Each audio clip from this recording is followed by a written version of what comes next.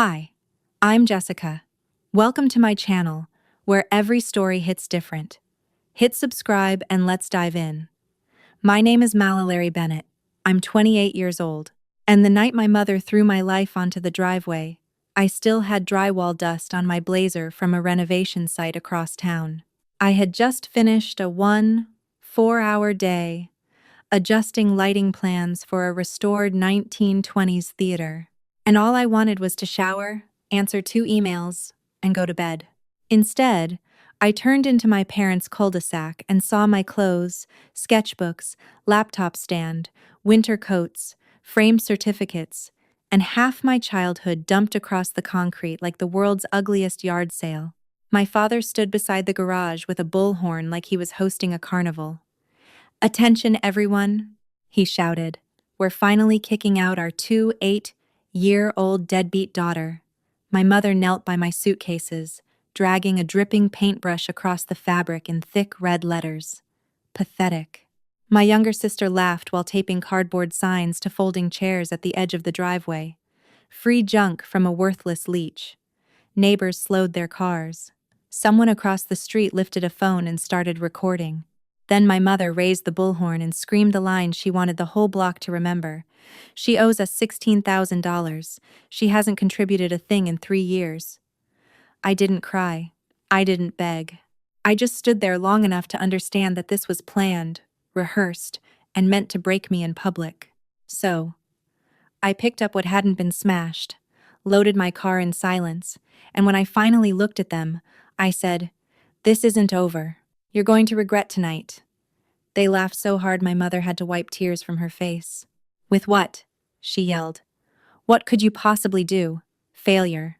Before I tell you what happened 3 weeks later, and why my phone started vibrating so hard I had to throw it face down into a sink, here is the truth I understood before sunrise. My parents had not exploded in one bad moment. They had rehearsed my humiliation like a holiday pageant, and every prop on that driveway proved it.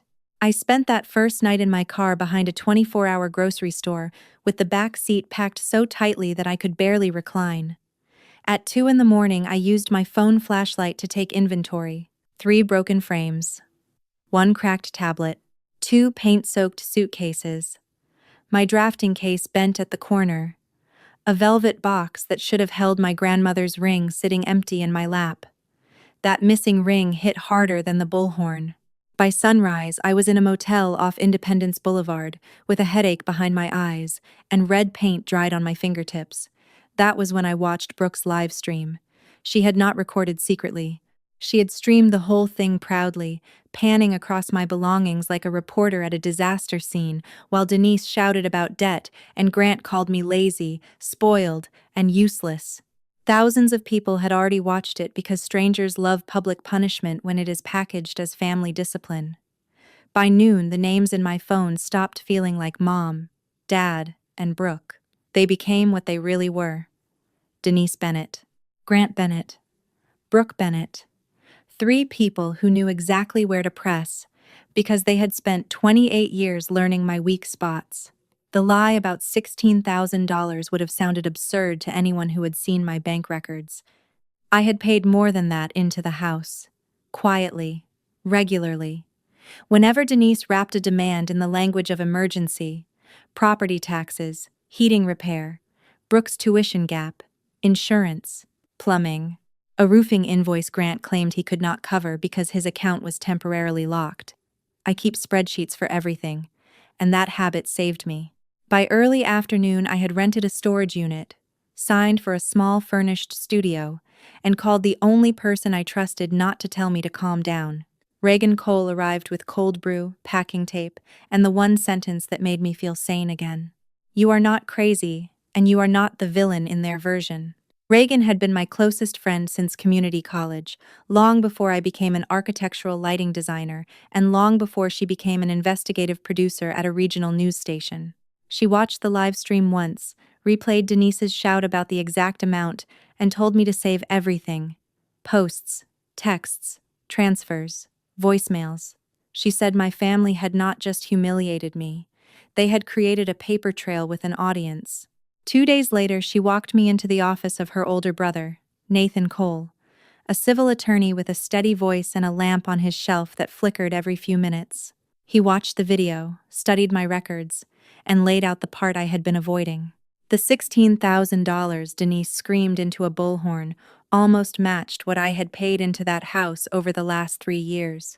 Worse, county permit notices for renovation work at my parents' property had been routed to my email, and an updated homeowner's insurance filing listed me as a co-applicant. I had never agreed to either one. Nathan did not give me a speech about revenge. He gave me facts.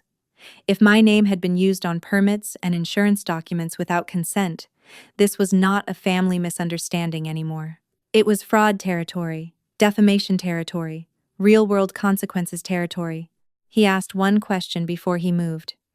If we pull records and contact the bank, your family may lose money, credit, and maybe that house. Are you ready for that?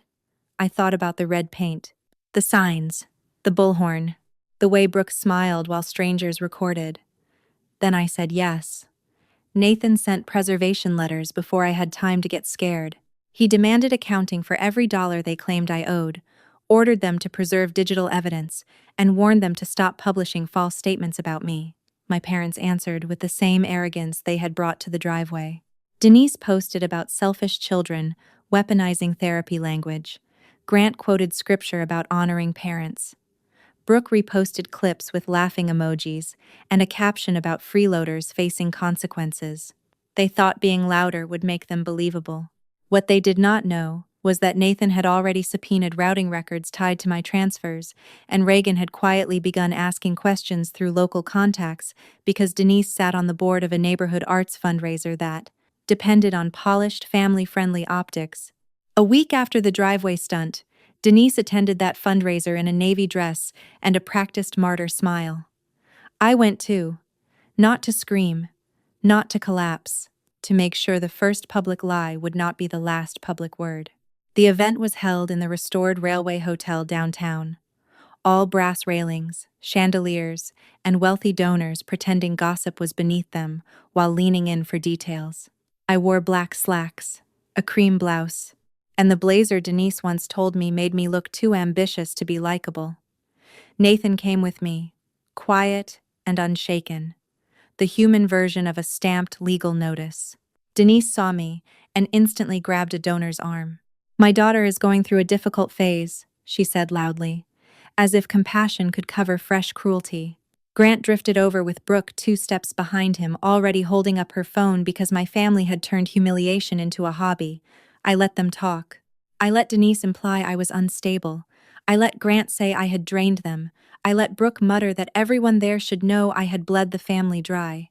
Then, when enough people were close enough to hear, I asked Denise one clean question. "Do you want to repeat the part about me owing you $16,000? She lifted her chin and said absolutely. I connected my phone to a small speaker Nathan had handed me outside and played the driveway clip where she shouted that number through the bullhorn. Then I held up printed transfers with dates, amounts, and memo lines. Property tax, furnace repair, tuition balance, insurance premium, emergency plumbing, roofing contractor. I read each one without raising my voice. The room went silent in the most satisfying way I have ever heard. Not empty. Stunned. Denise's face changed color. Grant said I was embarrassing them. I told him the embarrassing part was hearing no for the first time. Then Nathan introduced himself and stated, plainly, that false claims about debt and dependency had been documented and were being reviewed alongside possible unauthorized use of my name on property and insurance records. He did not perform. He did not threaten. He simply turned rumor into paperwork. Board members who had smiled at Denise minutes earlier suddenly had questions. Was the live stream real? Did they actually throw my belongings outside? Why had my name appeared on county filings? Brooke lowered her phone. Denise tried to laugh it off, but her laugh sounded brittle. Grant started talking too fast. I walked out before the argument became a spectacle I did not need. In the parking garage, my hands shook so badly I dropped my keys twice. Nathan picked them up, set them in my palm, and said something I never forgot. That was not revenge. That was correction. 3 days later, Denise was suspended from the fundraiser board, pending review. 2 sponsors backed away. My family still did not understand that the worst part had barely started. The social media battle exploded exactly the way Nathan predicted. Denise claimed I had fabricated records. Grant insisted I was bitter because my life had stalled. Brooke posted a crying video about family conflict and private pain. For a few hours, the noise worked. Distant relatives emerged to defend blood over truth. Old church acquaintances posted vague lines about grace. Then Reagan aired a regional segment about public shaming of adult children, coercive family financial control, and how online narratives collapse when payment records and original footage tell a different story. My face was partly obscured. The driveway was not. The bullhorn was not. The signs were not. Denise and Grant had shown the world exactly who they were, with their whole chests, and once people saw it, sympathy turned. Consequences arrived fast. Denise was pushed to resign from the arts board. The dental practice where she worked front desk put her on leave after parents complained about her conduct online. Grant's cabinet shop lost pending contracts when clients asked if the man screaming at his daughter in a driveway was the same man they should trust inside their homes. Brooke's influencer side hustle collapsed almost overnight as brand offers evaporated and comment sections filled with clips from her own live stream. While the internet argued, Nathan kept moving in silence. He filed formal demands for retractions and preservation of evidence. He requested a full accounting of every dollar my parents claimed I owed. He sent notices regarding identity misuse after county submissions appeared to carry my digital signature. During that stretch, I learned how strange public shame feels after the camera stops. I still had to buy detergent, answer emails, and show up at job sites while people online argued over whether I was an ungrateful daughter or proof that some parents mistake ownership for love. I changed my route to work twice. I muted unknown numbers, then unmuted them because Nathan wanted every voicemail preserved. At night, I sat cross-legged on my studio floor with receipts spread around me like puzzle pieces, building timelines while the air conditioner rattled and the red paint smell slowly faded from my luggage. Reagan checked on me every evening. Nathan checked in only when he had something real to say, which I appreciated more than comfort.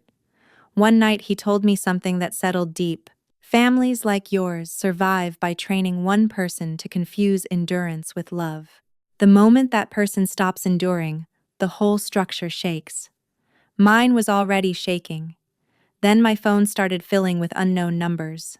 Reporters, curious relatives, strangers calling me brave. I did not feel brave. I felt exhausted, furious, vindicated, and heartsick all at the same time. At 1:14 in the morning, Brooke finally cracked. She texted that she did not know Mom had used my name on paperwork. She said Denise told her I had agreed. 15 minutes later, she wrote again that if I would just tell people it was all a misunderstanding, everything would stop. That second message told me more than the first one ever could. They still believed my silence was the lever that would save them. They still assumed I existed to clean up whatever mess they made. I sent both screenshots to Nathan instead of answering. The next morning, he forwarded a county notice confirming an inquiry into discrepancies on permit applications tied to a detached workshop conversion, electrical upgrades, and an addition that had increased the home's appraisal.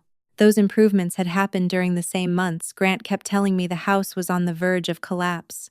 The lender, reviewing my parents' refinance, suspended the application that afternoon.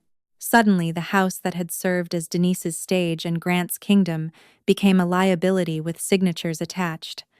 That was when the calls changed tone. They stopped sounding outraged and started sounding afraid. Mallory, pick up. This has gone too far. The bank is asking questions. Your mother is not doing well. Brooke is falling apart. We can fix this as a family.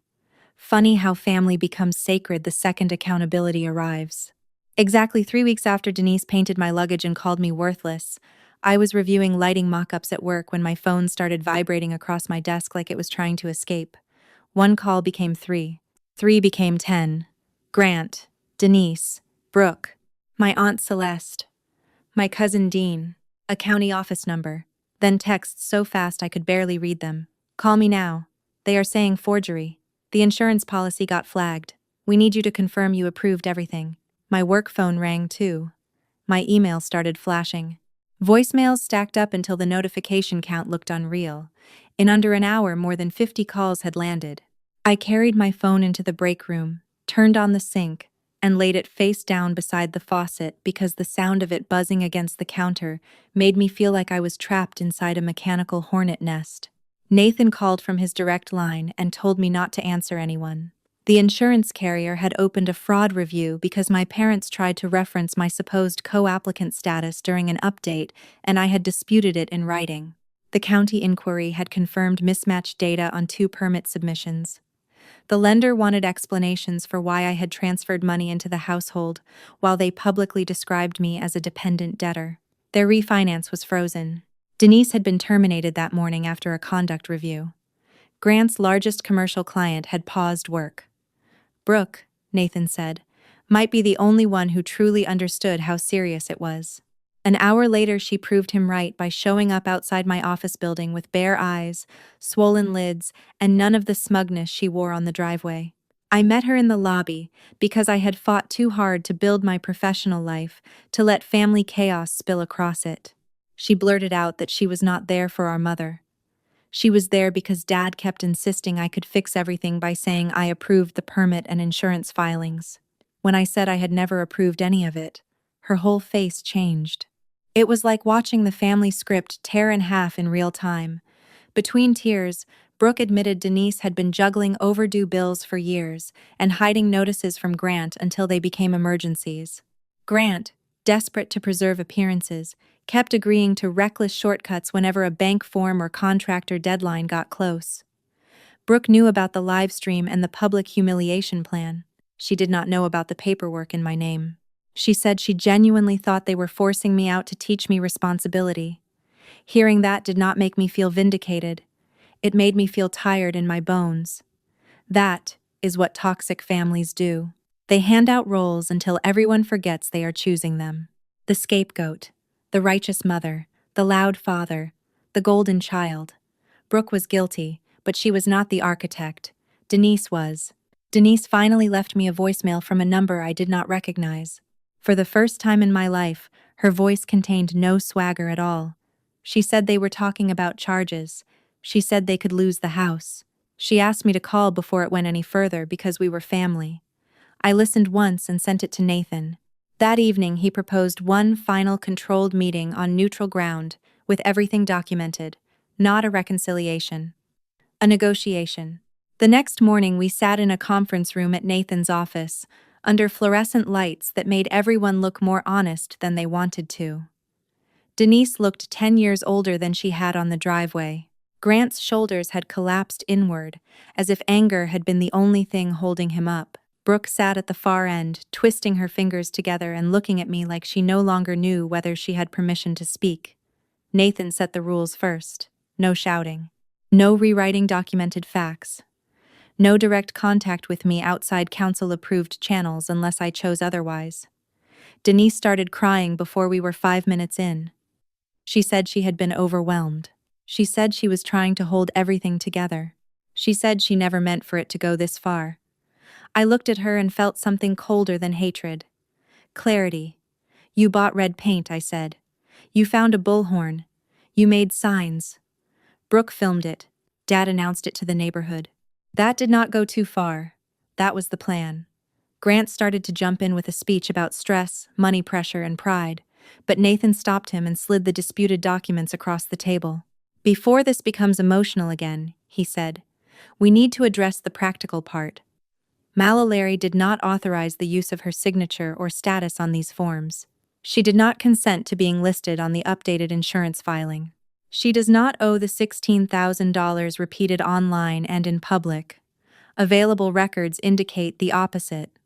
Denise whispered that they would pay it back. Nathan said repayment was only one condition. Then it was my turn. I had imagined something dramatic the night before, a speech sharp enough to leave marks. But when the moment came, precision mattered more than performance. I told them exactly what would happen next. They would publish a full written retraction, specific and unmistakable, admitting that I had contributed financially to the household, and that I had been publicly humiliated with false accusations. They would remove every post, video, and comment attacking me. Brooke would permanently take down the live stream and post her own apology. Grant would notify any clients or contacts if my name had ever been used to support their lies. Denise would repay every documented dollar on a schedule Nathan approved. None of them would contact my workplace. None of them would show up at my home. None of them would send relatives to pressure me. If they ignored any of it, Nathan would proceed without negotiation. Denise stared at me like she had never met me. Maybe she had only ever met the version of me that absorbed damage quietly. Brooke cried and said she would apologize. She said she had been awful to me. That hurt more than I expected because for 1 second I saw the little girl who used to bring me popsicles in summer and curl up beside me during thunderstorms. I told her she was right, and that I was not ready to make forgiveness easy. Grant asked if I was really willing to let the family fall apart over what he still tried to call a misunderstanding. I almost laughed. The family fell apart the night you made a show out of throwing me away, I told him. I am just refusing to be buried under it. There is a moment when controlling people realize guilt no longer works. You can see the strategy die in their eyes. Denise reached that moment first. She stopped reframing, stopped implying, I was dramatic, stopped treating tears like currency. What if we do all of it? She asked. What happens then? I answered honestly because lies had already taken too much from me. Then, maybe one day I stop flinching when my phone rings. Maybe one day I remember you without hearing a crowd laugh. Maybe one day I decide whether anything can be rebuilt. But it will not happen because we share blood. It will happen only if you become safe. Within 48 hours, the statements went out. Denise published a formal retraction admitting her public claims were false. Grant signed an acknowledgement regarding the debt lie and halted all direct contact. Brooke posted an apology to her followers that sounded raw enough to be real for the first time in years. Some people mocked her, some thanked her. I did not care. I cared that the lie was dead. My parents barely kept the house after scrambling into a payment plan and selling assets Grant had once treated like trophies. They did not lose everything. They lost the fantasy that they could do anything to me and still be seen as righteous. I moved into a sunlit apartment above a bookstore in South End and filled it with warm lamps, clean lines, and nothing that smelled like fear. A month later, I was promoted to lead designer on the theater restoration project I had nearly lost in the chaos. The night we tested the final lighting sequence, I stood alone in the balcony and watched the stage come alive under cues I had built myself. Soft amber across the proscenium, cool wash on the curtains, gold waking up old plaster that had spent years cracked and ignored. It hit me then that restoration is not about pretending damage never happened. It is about refusing to let damage become the final design. That was what I had done. I did not destroy my family. I stopped volunteering to be destroyed by them. Even then, the ending was not as simple as victory. Brooke began therapy and, through Nathan, sent one short letter a few weeks later. No excuses, no requests. Just an acknowledgement that she had traded loyalty for approval and that she finally understood how expensive that choice was. I did not answer right away. Healing is not a race, and remorse is not a shortcut. Denise made her first repayment on time. Then another. Grant disappeared into silence, which was the closest thing to accountability he knew how to offer. Relatives who had rushed to defend them slowly stopped calling when it became clear there would be no easy version of the story to repost at holiday dinners. The gossip died. The paperwork remained. So did the lesson. Blood does not outrank self-respect. Walking away is not weakness. Telling the truth is not betrayal. Saving yourself is not selfish. It is survival. If someone had walked past my parents' house that night, they might have thought they were watching a deadbeat daughter get what she deserved. What they were really watching was the last performance of a family that had mistaken control for love. 3 weeks later, when my phone would not stop exploding with their panic, the shock was not that I had ruined them. The shock was that for the first time in my life, I had stopped protecting them from the consequences of their own choices. That was the whole turning point. Not revenge for revenge's sake. Not public humiliation returned with interest, truth with records, boundaries with witnesses. A daughter who finally understood that being good and being available for abuse were never the same thing. I still think about the driveway sometimes, the red paint, the signs, the way neighbors slowed down as if spectacle entitled them to a front row seat. But that memory no longer owns me. It reminds me how easy it is for cruelty to dress itself up as discipline, and how important it is to keep receipts when the people hurting you are certain you never will. The home I live in now is small, bright, and quiet. The phone on my kitchen counter rings when it needs to and rests when it does not. My name is on exactly the documents I choose. My work is mine. My peace is mine. And if Denise, Grant, or Brooke ever forget the difference between access and entitlement again, there is already a file with every transfer, every post, every voicemail, and every signed retraction waiting to remind them.